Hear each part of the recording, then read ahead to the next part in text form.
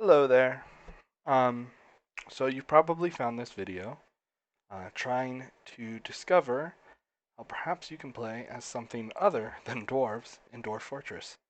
And it's actually pretty easy to do. It just requires modifying some of the basic coding in one of the files. So I'm going to show you how to do this for the Steam version of Dwarf Fortress. It worked the same way back here in the original. I used the lazy noob pack here, but back in the old Dwarf Fortress or classic, right? But you're gonna start out. We're gonna open our file explorer here. Go here. You're gonna look for your Dwarf Fortress file in your Steam directory. Steam. Go to Steam. Where is it? I believe it's Steam apps. Common, you'll find Dwarf Fortress here. You're going to go into the data folder, and then within the data folder, you're going to find vanilla, and then vanilla underscore entities. Then you can click this objects folder, and you're going to find this file called entities underscore default.txt. It's a text file. I'm opening this with Notepad++, but since most of you just use Notepad, you can open it with Notepad, no problem. So you open it with Notepad, um, and it will open this folder here. Now this folder, or this file here, goes over various rules during the game, during the world gen creation in Dwarf Fortress. That explain what every race is able to do and build. As you can see, Entity Mountain, these are dwarfs. And you'll see this first tag here says site controllable. That means that the players can play as Dwarf Fortress. Um, Now this file here is already modded to allow me to play as humans, but I'll show you that in a minute. You'll see it has all these tags, right? Shows the weapons they're allowed to use, shows tools they're allowed to use. It even shows roles, the scholars, their permitted jobs they're allowed to do. Different races will have different jobs they can do. For example, dwarves are the only race that can, work with adamantine or work with steel. Even steel production is limited to dwarves, or even something as simple as building a step ladder.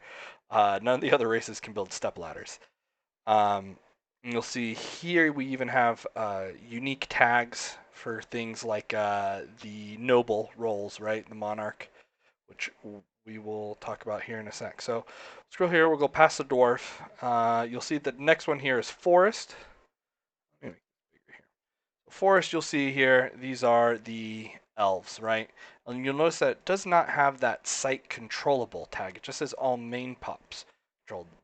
This means that you cannot play as an elven civilization, although you can control elven creatures, right? And it'll show within this are things like talking about how elves can only use wood, wooden objects, things like that. Like their only jobs are they can like cut down trees and stuff. But and then it goes over. See, they have different noble roles too: druid, acolyte, things like that. So when we come down here, about halfway down the document, you reach planes, and you see I've already modded this one. I'm going to link in the description of this video a copy and paste. You simply just will select here in your file where it says entity planes, and you will just paste over this whole thing all the way down to the bottom. Keep going, keep going, keep going. All right, here we go. Right here. So you'll just end up replacing all this text with the text that I'll link, which will essentially be most of this. But I've copied stuff from the things that dwarves are able to do so that humans are allowed to, for example, use steel or build step ladders.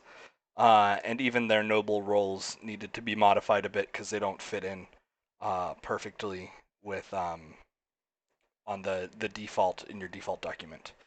So yeah, it's as simple as that. And even if you wanted to modify other races, say for example you wanted to play as an evil entity, as goblins, right? All you gotta do is go up here and you enter that bracket site underscore controllable tag.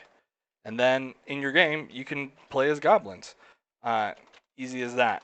And if you want goblins to be able to do more things, you just look down here. You'll see things like permitted jobs, right? And you'll be able to modify the jobs that goblins are able to do so that they make it for a better gameplay experience. You got Skull Kings, um, subterranean peoples. Yeah, I mean you can modify this list to do basically whatever you want. I'm just showing how to do humans right now, and my textile link is for humans. Um, you can even make so you can't play as dwarves if you get rid of this site controllable tag. You can't play as anybody. But yeah, essentially that's what this document does. Now I'm going to show you what happens when you launch the game, and there's a couple other things you need to do before you can play as humans. So you copy over the text I showed you and replace all the text under the planes, right, that I showed you earlier. Exit out of this.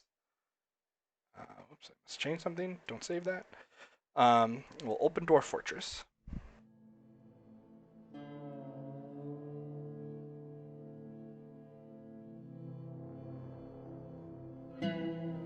Create a new world. Generates fast. Pocket. Doesn't really matter. Just create a world.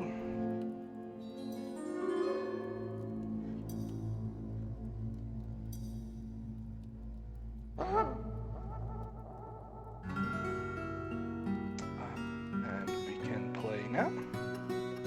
Fortress mode. Let's skip the tutorial for now on my own. This is a tiny little world. So what is crucial here, you'll see there are civilizations and it will mention humans. I guess it didn't even form any dwarf nations. It made this world too small. But you'll see here, humans. You're going to want to make sure you select a civilization that is a human one. If you select something that's dwarf or elf or goblin, if you've enabled site controllable on any of those areas in that document, then you'll be playing as those. You'll play as one of those civilizations. So just select one of these nations, double click in here. We'll start here in the middle of plains. I don't really care where I'm starting. Start here along this river. Rivers are good. Confirm. You can prepare for the journal carefully. I've created a profile for humans because you'll notice some of the items are different, right? Humans can use different weapons, right? Like long swords or two-handed swords, halberds. They have these different things, as well as the gear they wear, right? You'll notice that clothing items for dwarves and elves, and I think even goblins too, will say small in front of them, while humans wear regular-sized clothing. Other things too is this is going to be most likely an above-ground fortress. I think humans even have a debuff if you keep them underground too long. That will give them unhappy thoughts.